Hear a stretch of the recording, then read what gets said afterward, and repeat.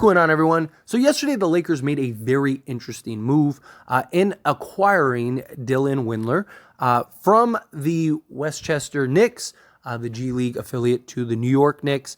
And he's a guy that's 27 years old, 6'6", good size, small forward, shooting guard type guy that just is coming off of a monster game. He has been an excellent rebounder.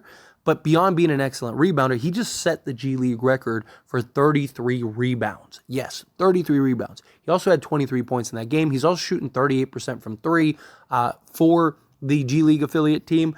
But the reason this is interesting is because it's not like they just added this guy.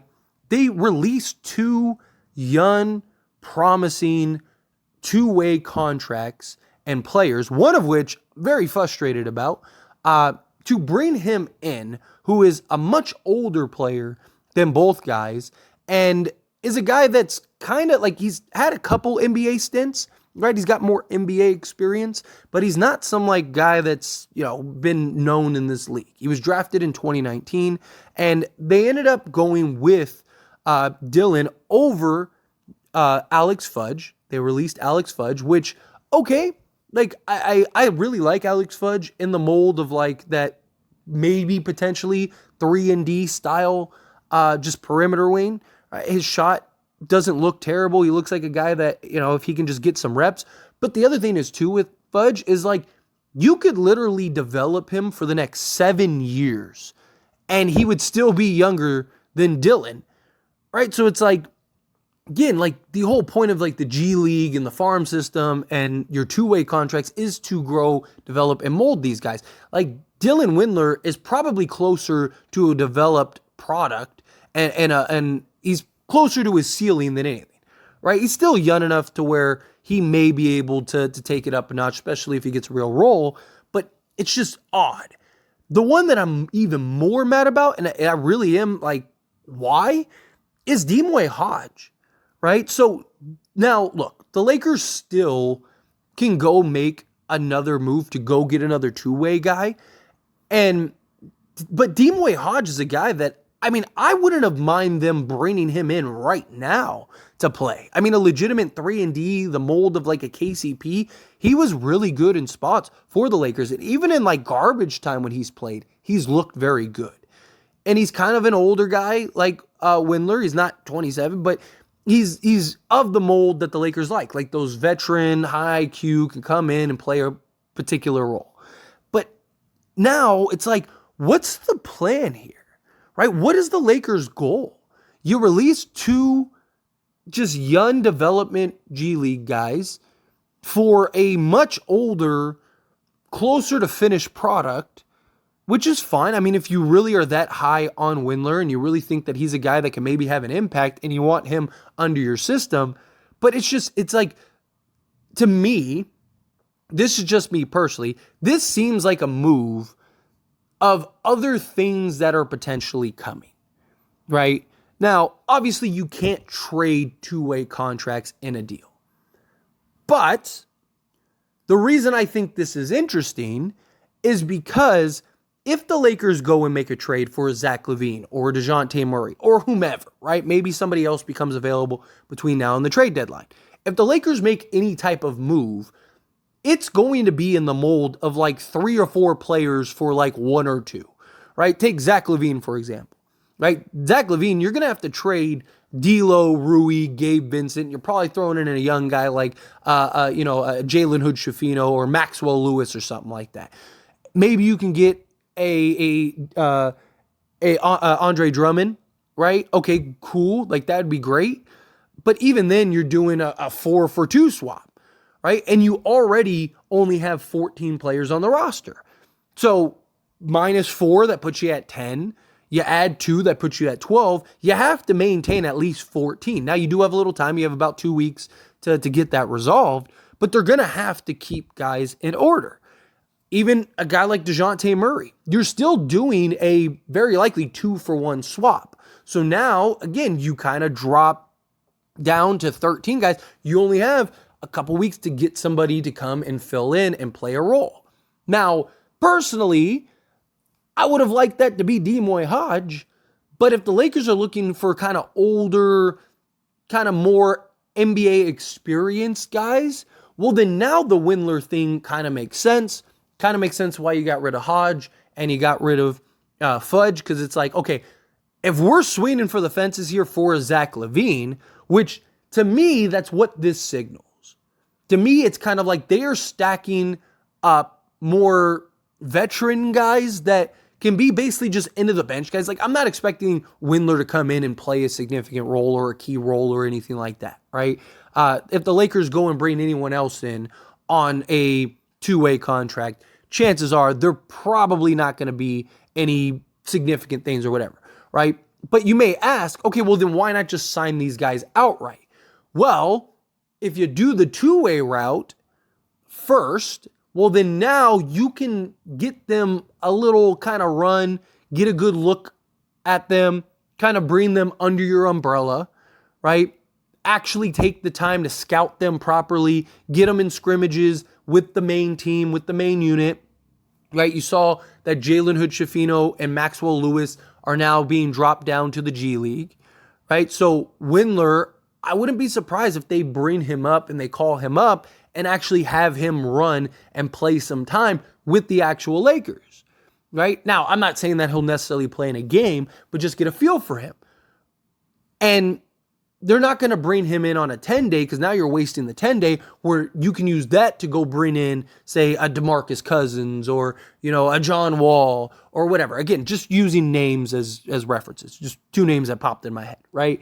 So you're not going to use the 10-day contract for somebody like a Windler, and you're not going to sign him outright because now he's on the roster, and if you don't like him, now you got to waive him. It becomes a mess, right? So what's the best course of action?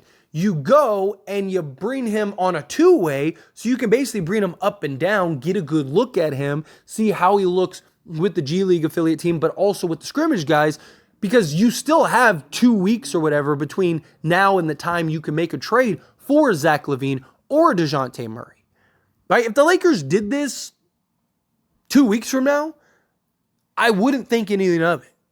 But the timing is what is very interesting.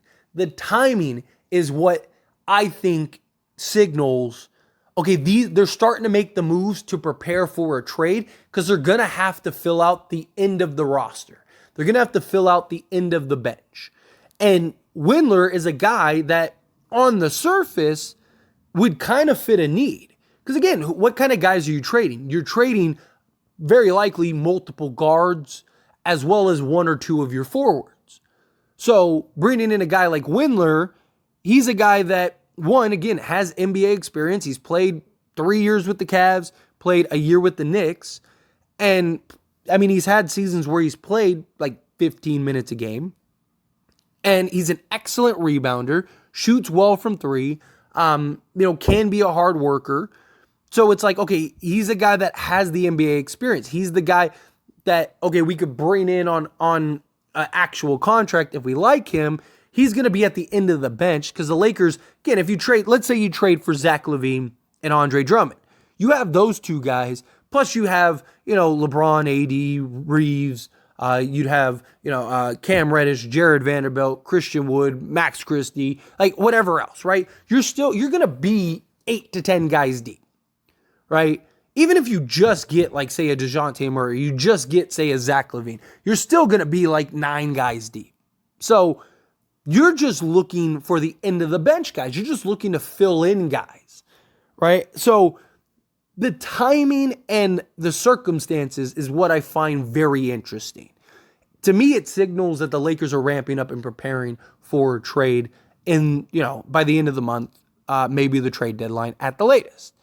Right? Maybe you get some smaller move, maybe you get some smaller trade between now or the 15th and I mean, technically the Lakers could make a small move, right? Like say like a Miles Bridges, the Lakers could technically go and trade for him right now, but any big move, you need to start putting the pieces to the puzzle now, right? You need to start moving in that direction now. You don't want to wait till you after you do it, and it's like, okay, well now. And then if you don't do anything, then it's like, okay, well we have Windler.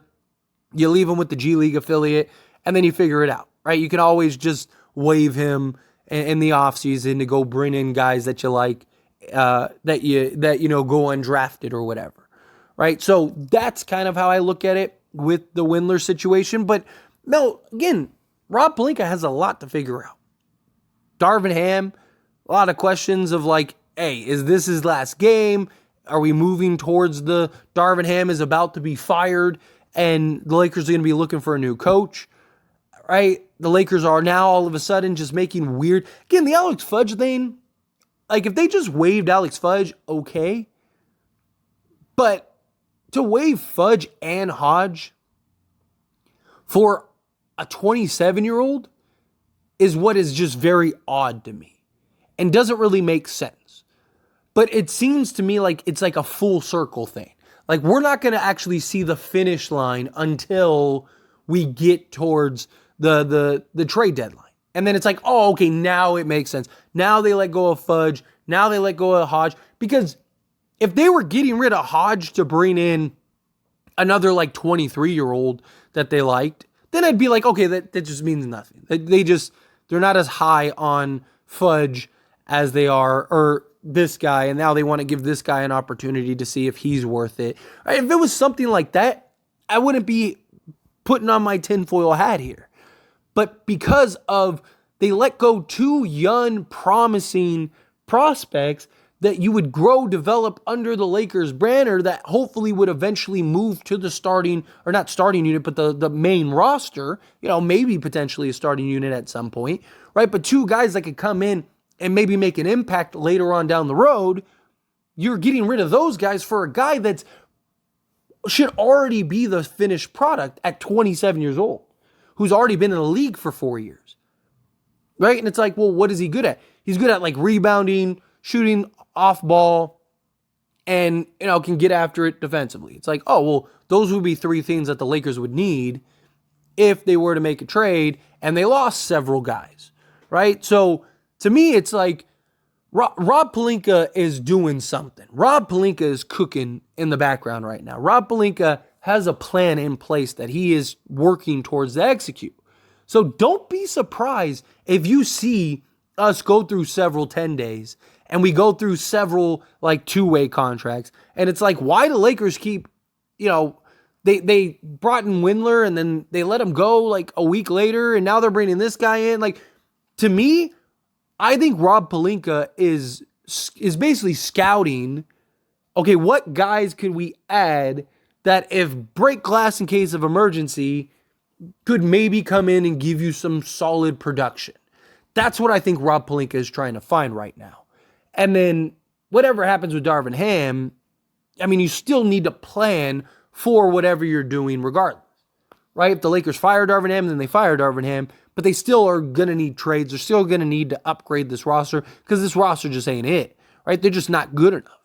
So, and look, again, like a guy like Windler or whoever else, right? Like if they go and they, cycle through 3 or 4 two-way guys and then eventually bring them up to the main, one or two of them up to the main roster, don't expect that person to get any type of playing time. Again, it's just bodies to fill out a bench, but you don't want just like, Bob the janitor coming in and sitting at the end of the bench. You want somebody that, okay, like this guy would make sense and could be utilized if need be, right? This is a guy that is older, high IQ, rebounds the ball well, can fit in our system, fit what we got going on.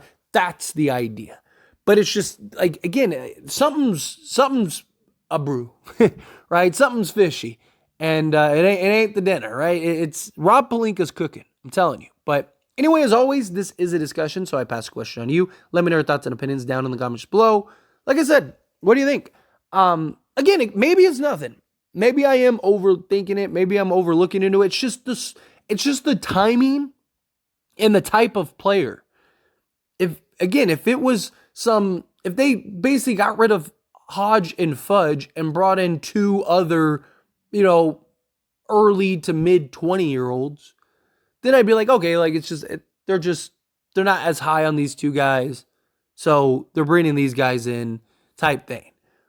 But it's just, you brought in a guy that's 27, and yes, I understand he just got 33 rebounds, which is ridiculous, but 1, is the G League, and 2, like the Lakers are going to get rid of Hodge and Fudge more so Hodge, who has looked excellent, right? You're going to get rid of him for a guy that had like one really good game?